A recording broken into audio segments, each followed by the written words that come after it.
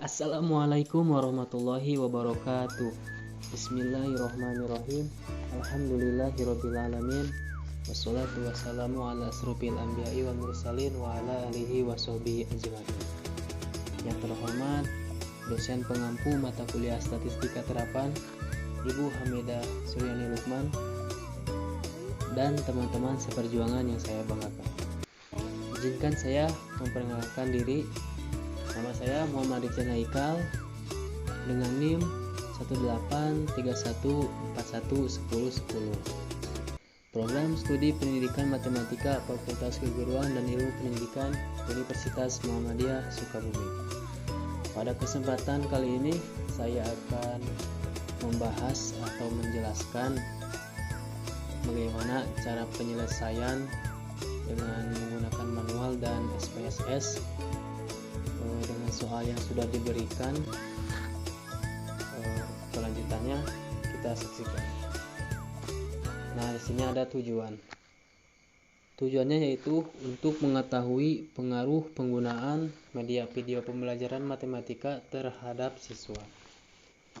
Lalu ada rumusan masalah.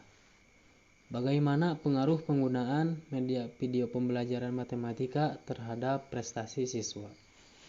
Lalu kemudian ada soal. Nah, sesuai urutannya saya ke bagian nomor urut ke-9 ya, nomor soal yang ke-9. Dimana soalnya diberikan data penggunaan media video pembelajaran matematika sebagai berikut. Bisa kita lihat dari tabelnya ada dua data, yaitu pretest dan posttest, dimana masing-masing data tersebut memiliki 15 data, jumlah datanya. Lalu perintahnya ialah ujilah data tersebut menggunakan cara manual dan cara SPSS. Kemudian simpulkan apa yang diperoleh dari masalah yang diberikan jika alfanya sama dengan 5%. Nah, sebelum ke penjelasan, saya di sini menggunakan datanya yaitu uji T 2 sampel berpasangan. Kenapa uji T 2 sampel berpasangan? Karena bisa kita lihat dari datanya yaitu populasinya berdistribusi normal dan sampelnya kurang dari 50. Lalu datanya juga saling berpasangan dan variansinya belum diketahui. Nah, maka saya menggunakan uji T 2 sampel berpasangan. Lalu untuk penyelesaiannya kita menggunakan secara manual terlebih dahulu.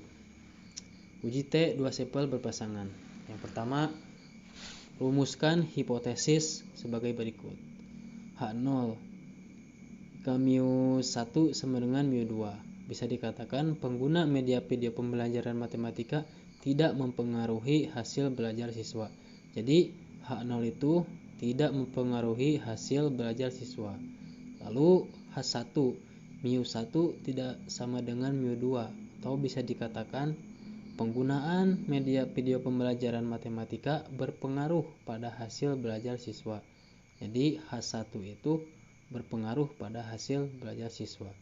Lalu yang poin B, taraf signifikansi alfanya adalah 5%. Lalu yang poin C, menentukan statistik uji T. Bisa kita lihat untuk rumus uji T-nya, X1 bar dikurangi X2 bar dibagi akar dari S1 kuadrat per N1 plus S2 kuadrat per N2 dikurangi 2R kali S1 per akar dari N1 dikali lagi S2 dibagi akar dari N2. Nah, kita bisa lihat keterangannya. X1 bar itu adalah rata-rata sampel 1. Sampel satunya itu bisa pretest atau posttest. Begitupun X2 barnya adalah rata-rata sampel 2. S1-nya simpangan baku sampel 1 dan S2-nya juga simpangan baku sampel 2.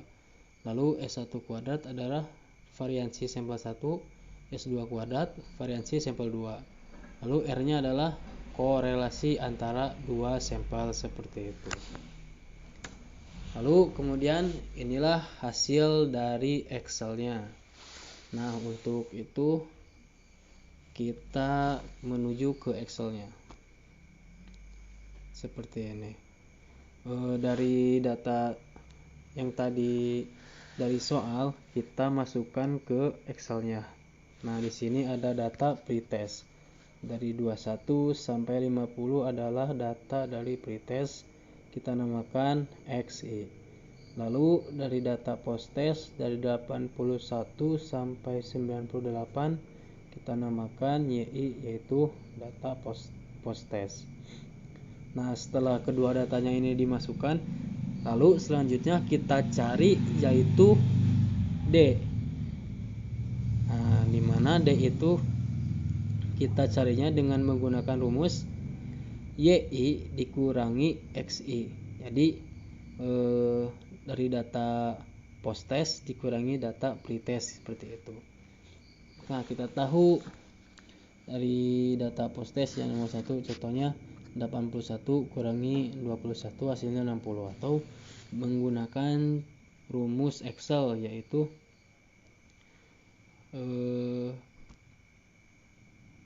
seperti ini.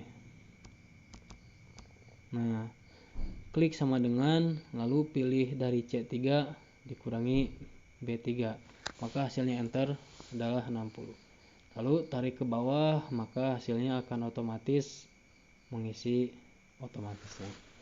Nah, setelah D-nya ditemukan, lalu dicari lagi dari D kuadratnya. Nah, bagaimana mencari D kuadrat? Yaitu seperti tadi sama, klik sama dengan, pilih dari D3, lalu dikuadratkan dengan 2, di enter, maka hasilnya 3600. Tarik ke bawah, maka hasilnya akan otomatis muncul sendiri. Nah, setelah semua data ditemukan, lalu kita dari semua data ini jumlahkan satu persatu. Untuk XI atau pretestnya jumlahkan dari 21 sampai 50, dari yang posttestnya juga dijumlahkan, yang D dijumlahkan, yang D kuadrat dijumlahkan. Nah, untuk cara menjumlahkannya yaitu dengan cara yang pertama mengetik sama dengan, lalu ketik sum. Setelah diketik sum, kita pilih dari 21 sampai 50, lalu enter, maka hasilnya 422. Begitupun dengan yang lainnya. Nah, setelah jumlahnya ditemukan, maka kita lanjut mencari rata-rata D. Rata-rata D itu ini berada di sini. Bagaimana rumusnya mencari rata-rata D? Yaitu kita ketik sama dengan, lalu pilih average.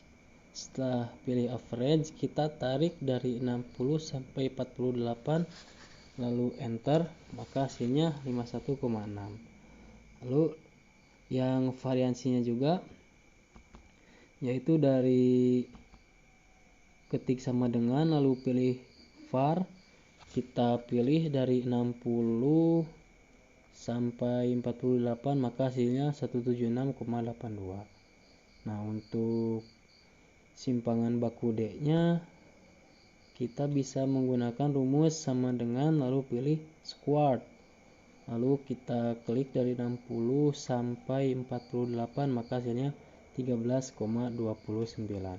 Nah, untuk uji T2 sampel berpasangannya bisa dicari dengan menggunakan rumus yaitu D bar dikurangi D0 dibagi SD per akar dari N, dimana D-nya itu 19 dikurangi D0-nya itu adalah 0. Kenapa 0? Karena di soalnya tidak diketahui. Nah, SD-nya dari simpangan bakunya atau SD-nya 13,29, maka hasilnya adalah 15,02. Nah, seperti itu. Nah, setelah dicari dari Excel tadi, kemudian kita bisa menghitung T-nya, yaitu T sama dengan 51,6 dikurangi 0 dibagi 13,29 akar 15. Nah, dalam hal ini 0 sama dengan 0 karena dari soalnya juga belum diketahui. Karena tidak ditanyakan selisih rata-ratanya. Nah, seperti ini. Lalu kemudian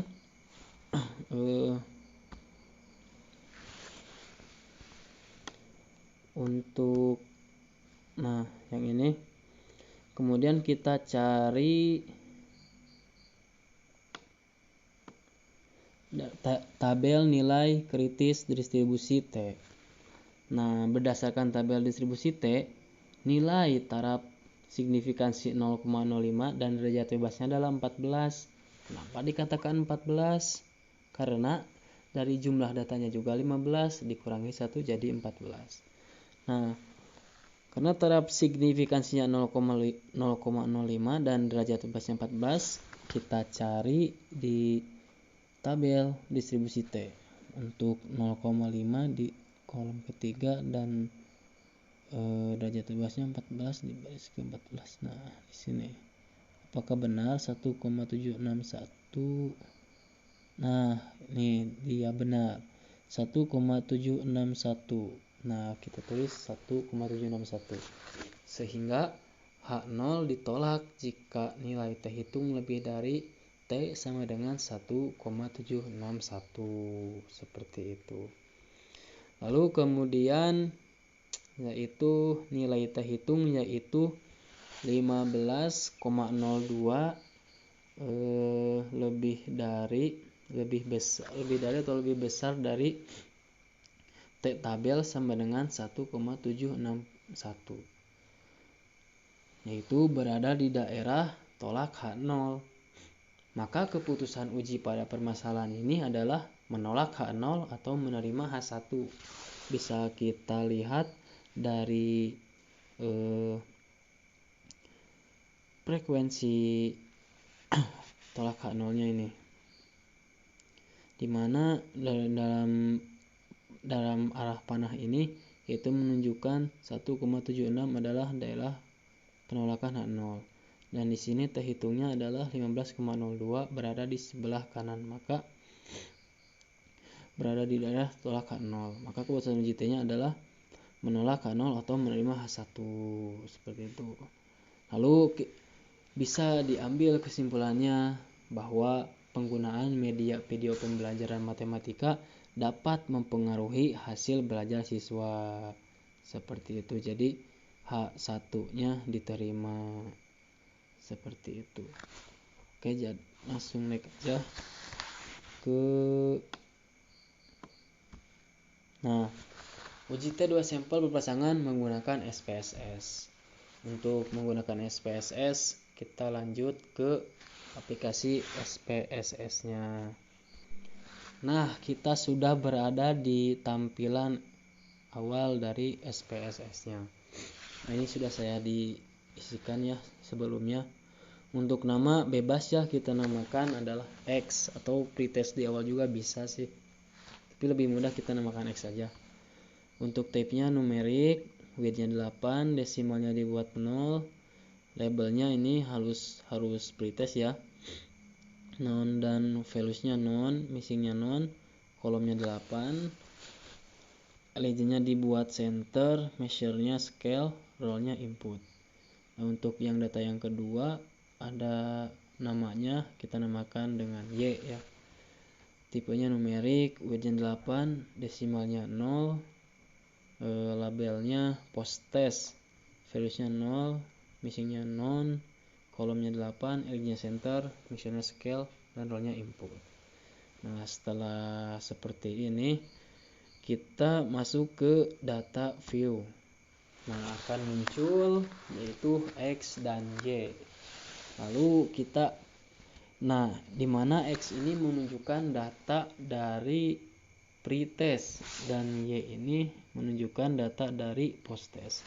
Kita masukkan data dari pretest 21, 20, 25, 26, 27 sampai 50. Lalu kita masukkan lagi data dari posttest yaitu 81, 71, 80 sampai 98. Kita masukkan. Kalau bisa jangan ada yang tertinggal atau ada yang salah karena hasilnya juga akan berbeda. Setelah datanya dimasukkan, lalu kita pilih menu analysis. Nah, kita klik, lalu kita pilih lagi complement. Nah, complement, dalam complement ini kita pilih lagi varied simple test. Nah, ini simple test.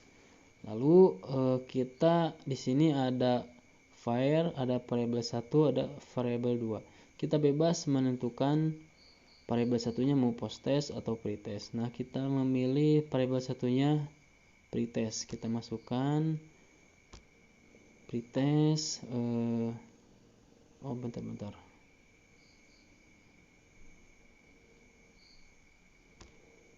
Nah, variabel satunya pretest, variabel 2-nya post test. Nah, sebelum diklik OK, kita ke option dulu, kita lihat. Nah, benar sekali. Ada 95%, ini menentukan tingkat kepercayaannya 95%. Kenapa 95% tidak 100%?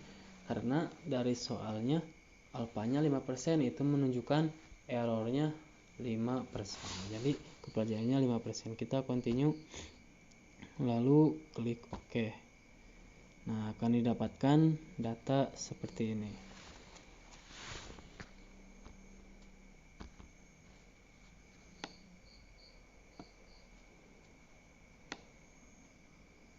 Nah, data seperti ini. Kita lihat ke bawah, ke varied simple test. Nah, karena signifikansinya 0,00, yaitu 0,00 kurang dari 0,05, maka H0-nya ditolak atau H1 diterima. Nah, jadi penggunaan media video matematika dapat mempengaruhi hasil belajar siswa. Untuk kesimpulannya, menggunakan secara manual dengan secara SPSS, hasil akhirnya juga sama, kesimpulannya sama, yaitu H1 yang diterima. Artinya penggunaan media video matematika dapat mempengaruhi hasil belajar siswa. Nah, seperti itu. Kita balik lagi ke PowerPoint-nya. Nah, seperti ini. Untuk video kali ini saya rasa dicukupkan seperti itu. Mohon maaf bila ada kesalahannya. Akhir kata, billahi wassalamualaikum warahmatullahi wabarakatuh.